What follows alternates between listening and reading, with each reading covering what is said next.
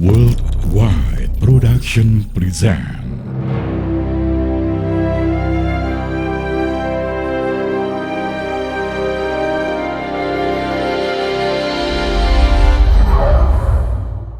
Setelah Nabi Daud alaihissalam wafat, Nabi Sulaiman alaihissalam menjadi pemimpin Bani Israel dan kerajaannya pun berkembang pesat menjadi kerajaan yang besar. Setiap hari Nabi Sulaiman alaihissalam mengadakan pertemuan dan pemeriksaan terhadap para tentaranya.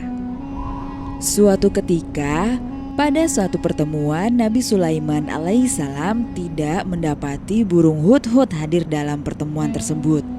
Wahai pasukanku, kemanakah burung hudhud? Mengapa aku tidak melihatnya hari ini? Padahal aku akan memberinya tugas penting.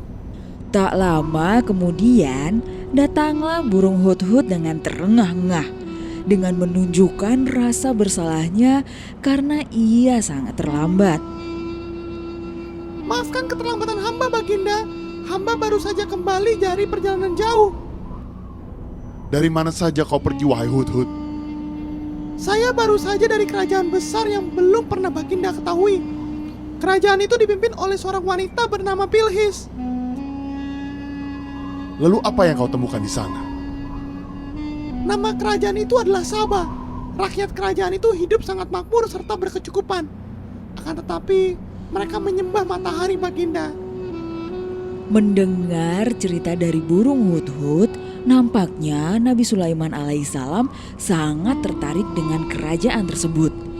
Kemudian Nabi Sulaiman alaihissalam menuliskan sepucuk surat untuk pemimpin kerajaan tersebut. Dari Sulaiman kepada Ratu Negeri Saba, dengan menyebut nama Allah yang Maha Pemurah lagi Maha Penyayang, janganlah engkau berlaku sombong padaku, dan datanglah kepadaku sebagai orang-orang yang berserah diri. Kiranya engkau dan pengikutmu mau menjadi hamba Allah, niscaya Allah akan selalu membimbingmu dalam kebenaran. Setelah menulis surat tersebut, Nabi Sulaiman alaihissalam mengutus burung hudhud untuk mengantarkan suratnya ke negeri Saba. Dengan cepat burung hudhud mengantar surat itu dan sampailah di tangan Ratu Bilqis. Kemudian Ratu Bilqis membaca surat tersebut. Ratu Bilqis sangat kaget setelah membaca isi surat Nabi Sulaiman alaihissalam. Kemudian ia mengumpulkan seluruh penasihat kerajaan dan mendiskusikan tentang sikap yang harus ia ambil. Wahai penasehatku, hendaknya bagaimana aku harus membalas surat dari Raja Sulaiman ini? Apa yang dapat kalian sarankan padaku? Izinkan hamba menyampaikan pendapat yang mulia. Sebaiknya kita datangi kerajaan Raja Sulaiman dan kita sampaikan bahwa negeri yang mulia pimpin adalah negeri yang besar dan kuat. Jadi seharusnya Raja Sulaiman segan dengan yang mulia Baginda Ratu. Benar yang kau sampaikan. Aku akan menuliskan surat balasan kepada Raja Sulaiman. Kemudian Ratu Bilqis menuliskan surat balasan untuk Nabi Sulaiman alaihissalam dan menyampaikan apa yang disarankan oleh penasehatnya. Setelah Ratu Bilqis selesai menulis surat, ia langsung memerintahkan utusannya untuk menyampaikan surat tersebut kepada Nabi Sulaiman alaihissalam. Setelah beberapa saat kemudian, sampailah utusan Ratu Bilqis di kerajaan Nabi Sulaiman alaihissalam. Mereka datang sambil membawa banyak sekali hadiah dan mereka pun disambut dengan ramah oleh Nabi Sulaiman beserta bawahannya. Lalu, utusan Ratu Bilqis menyerahkan surat tersebut. Kemudian Nabi Sulaiman membaca surat dari Ratu Bilqis. Setelah membaca surat Ratu Bilqis, Nabi Sulaiman alaihissalam menyuruh para utusan Ratu Bilqis untuk kembali ke kerajaan Saba. Kembalilah kalian kepada ratu kalian. Katakan padanya bahwa apa yang diberikan Allah kepadaku lebih baik daripada apa yang diberikannya kepadamu. Tapi kalian merasa bangga dengan hadiah darinya. Kemudian para utusan Ratu Bilqis kembali ke Saba. Sesampainya di Saba, mereka langsung menemui Ratu Bilqis. Kemudian menyampaikan pesan dari Nabi Sulaiman alaihissalam dan Ratu Bilqis pun kaget mendengarnya. Apa? Apakah benar yang kau sampaikan itu? Sombong sekali mereka. Pasukan, bersiaplah kalian. Kita akan pergi ke sana. Aku ingin melihat seperti apa kerajaan Sulaiman itu. Berita tersebut pun sampai ke telinga Nabi Sulaiman alaihi salam. Lalu Nabi Sulaiman alaihissalam mengumpulkan para tentaranya. Siapa di antara kalian yang sanggup memindahkan singgasana Saba dalam waktu sekejap? Saya sanggup, Baginda Raja. Sebelum Anda beranjak dari singgasana Anda, singgasana Saba sudah berpindah di sini. Tak lama dari itu, rombongan Ratu Bilqis pun akhirnya sampai di kerajaan Nabi Sulaiman alaihi salam.